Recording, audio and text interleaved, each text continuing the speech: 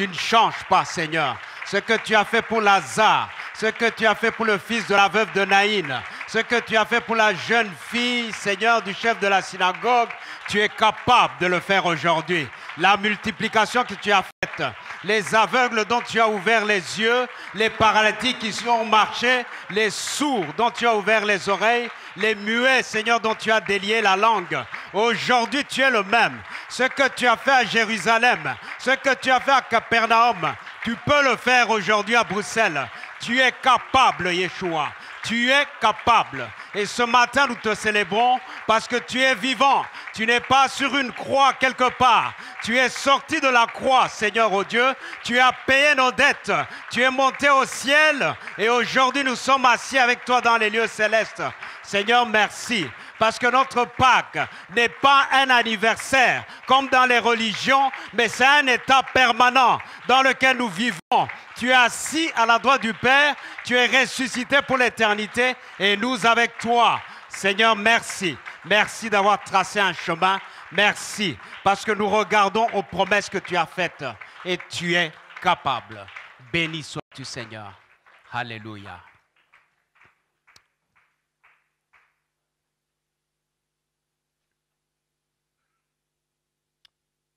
Seigneur, que ton nom soit béni. Nous voulons recevoir ta parole dans nos cœurs. Qu'elle puisse porter du fruit. Et qu'aujourd'hui, Seigneur, oh Dieu, nous puissions voir ta gloire.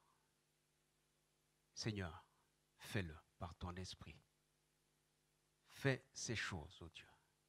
Suscite la foi, toi qui en es l'auteur, toi qui en es le consommateur, et qu'aujourd'hui, ô Dieu Tout-Puissant, à l'instar, Seigneur, de Job, que ce que nous avions entendu, nous puissions le voir avec nos yeux.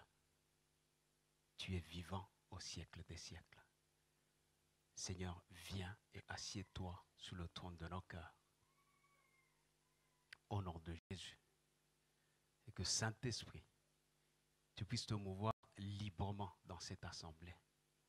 Nous n'avons jamais entravé ton action et nous ne le ferons pas aujourd'hui, ô Dieu glorieux.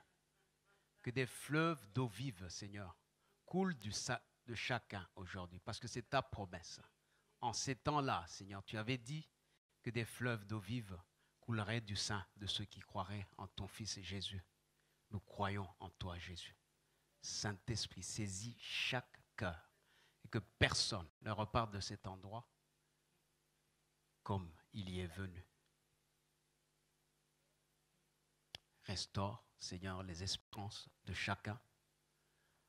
Fixe nos promesses.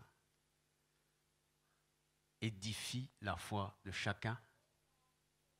Remplis nos cœurs de joie ce matin. Tu es ressuscité. Et le tombeau est vide, Yeshua. Le tombeau est vide. Seigneur, la Bible dit que si nous sommes morts avec toi par le baptême, à combien plus forte raison ne sommes-nous pas ressuscités avec toi? Tu nous as assis dans les lieux célestes. Seigneur, nos situations qui étaient enterrées, Père, nous proclamons la puissance de la résurrection. Que cette parole vienne vivifier tout ce qui était mort au-dedans de nous, parce que, Seigneur, c'est la Pâque. C'est notre délivrance. Et nous voulons passer, Seigneur, de l'autre côté. Béni sois-tu. Au nom de Jésus, Père, nous t'avons prié et c'est avec action de grâce. Amen. Alléluia. Nous pouvons nous asseoir. Amen. Voilà, aujourd'hui, nous allons clôturer avec la Sainte Seine, comme on l'a fait à la veillée. Ça va être un moment pour sceller ce que le Seigneur aura fait dans nos vies, dans nos cœurs, et qu'il soit vraiment béni ce matin. Salue le frère ou la sœur qui est à tes côtés. Dis-lui, attends-toi au Seigneur. Alléluia.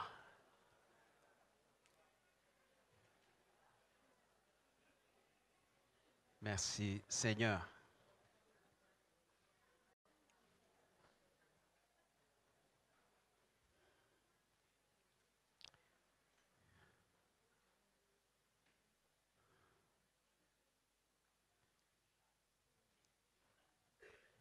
Nous prenons nos Bibles et nous allons dans Jean 11, verset 25. Ensuite, nous retournerons quelques chapitres derrière dans Jean 5, 17.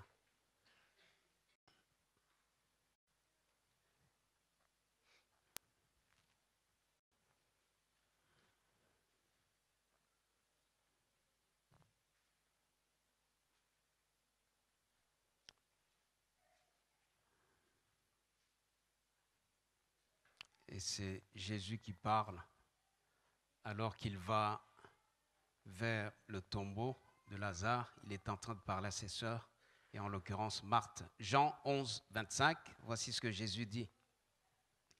Jésus lui dit, « Je suis la résurrection et la vie. Celui qui croit en moi vivra, quand même il serait mort. Et quiconque vit et croit en moi ne mourra jamais. Crois-tu cela? » Alléluia. Jésus nous pose la question. Est-ce que nous savons qu'il est la résurrection et la vie? Est-ce que tu crois cela? Alléluia. Est-ce que tu crois cela? Est-ce que tu crois cela? Alléluia. Je n'entends pas des amens. Est-ce que tu crois que Jésus est la résurrection et la vie? Amen. C'est tout ce qui te demande ce matin. Est-ce que tu crois qu'il est la résurrection et la vie? Est-ce que tu crois que celui qui croit en lui vivra même s'il était mort? Amen. Bien-aimé, si tu peux vivre alors que tu es mort, à combien plus forte raison tes situations? Alléluia. Retiens cette parole. Retiens que quel que soit le niveau de la mort, quel que soit ce qui est mort dans ta vie, Jésus peut le faire revivre. Et je le répète, ce n'est pas un anniversaire, parce que les religieux fêtent les anniversaires de la Pâque. Ils attendent un jour X pour célébrer la Pâque et croire que Jésus est ressuscité le 19 ou le 21 avril.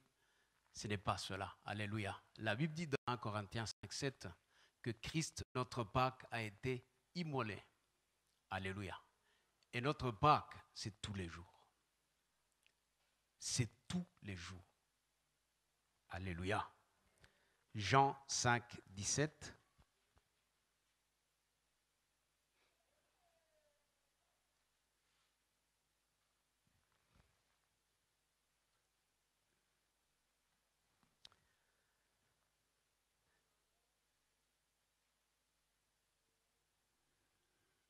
Jésus parle aux Juifs.